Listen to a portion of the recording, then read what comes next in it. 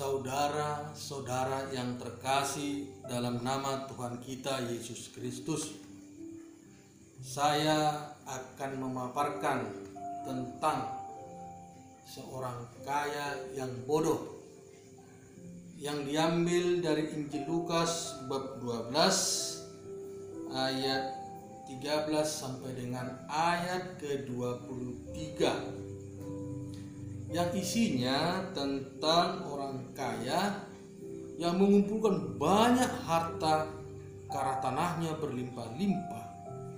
Namun dia takut karena semakin banyaknya hasil panennya. Dia bingung mau kemana disimpan itu semua. Pada bacaan Injil Lukas, Yesus membuat suatu perumpamaan tentang orang kaya yang bodoh, di mana semua hasil panennya disimpannya dalam lumbungnya. Namun dia bingung kemana mau disimpannya. Maka dia berpikir, dia akan merombak lumbungnya supaya hasil panennya mampu disimpannya selama bertahun-tahun. Pada ayat ke-20 dalam Injil Lukas dikatakan, Tuhan Allah berfirman kepadanya, "Hai engkau orang bodoh, pada malam ini juga jiwamu akan diambil daripadamu. Dan apa yang telah kau sediakan itu semua, untuk siapakah itu?" Maka pada bacaan Injil tadi, kalau kita hanya mengandalkan kemampuan kita tanpa mengandalkan Tuhan, kalau Tuhan mengendaki, kalau Tuhan menginginkan, kalau jiwa kita diambil oleh Tuhan, percuma, sia-sia apa yang sudah kita kumpulkan selama ini. Tapi itu tidak berarti, karena itu juga akan kita tinggalkan. Maka saudara-saudari yang terkasih dalam nama Tuhan kita Yesus Kristus, kadang kita sebagai manusia selalu berpikir apa yang kita kumpulkan, apa yang kita cari, itu semua hanya kemampuan kita sendiri. Kita sering menganggap bahwa hartalah satu-satunya jaminan hidup bagi kita. Padahal kalau Tuhan menginginkan kita diambil, maka percumalah, karena belum tentu apa yang kita miliki itu semua hanya numpang lewat, tidak ada artinya, karena itu semua hanya sia-sia. Para bapak, ibu, saudara-saudari terkasih dalam nama Tuhan kita Yesus Kristus, pada ayat ke-21 juga ditekankan, demikianlah jadinya dengan orang yang mengumpulkan banyak harta dirinya sendiri, jikalau ia tidak kaya di hadapan Allah. Kita sering mengumpulkan harta sebanyak-banyaknya, namun kita bingung karena kita sibuk bekerja, sibuk mencari uang, tapi kita lupa bahwasanya itu semua adalah pemberian Tuhan. Kita lupa karena kita mengandalkan kemampuan kita. Kita lupa bahwa itu semua hanya kekuatan kita. Demikian juga pada ayat ke-22 dikatakan, Yesus berkata kepada murid-muridnya, "Karena itu aku berkata kepadamu, janganlah khawatir akan hidupmu, apa yang hendak kamu makan dan apa yang hendak kamu minum, jangan khawatir. Bahwasanya itu semua hanya kehendak Bapa." Para bapak, ibu, serta saudara-saudari sekalian, kita juga perlu berjaga-jaga dan waspada terhadap segala ketamakan.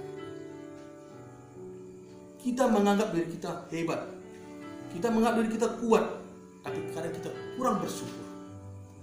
Karena apa yang kita kumpulkan itu semua hanya sia-sia kalau kita tidak mengandalkan Tuhan. Saudara-saudara yang terkasih dalam nama Tuhan kita Yesus Kristus,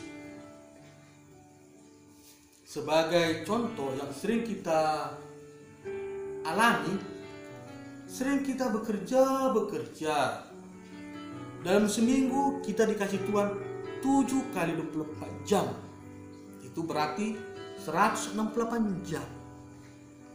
Bisakah kita hanya memberikan waktu kepada Tuhan untuk 2 jam saja? Untuk bisa kita berikan kepada Tuhan. Karena kita lupa. Karena sakit enaknya, sakit sibuknya bekerja. Tidak pernah kita menyempatkan diri ke gereja. Hanya 2 jam saja. Itu sering kita alami. Begitu juga contoh lain dalam keluarga. Sering di keluarga, ketika ayah dan ibu bekerja pagi-pagi, anak-anak belum bangun.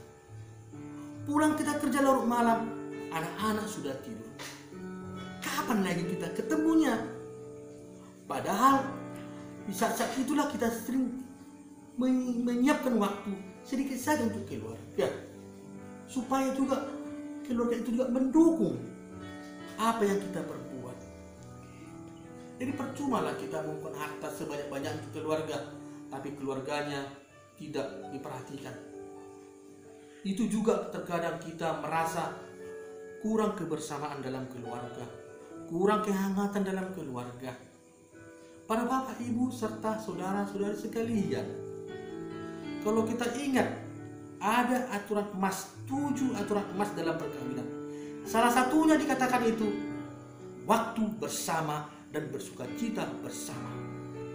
Itu juga dipentingkan, sangat dikhususkan. Siapkanlah waktu bersama untuk keluarga.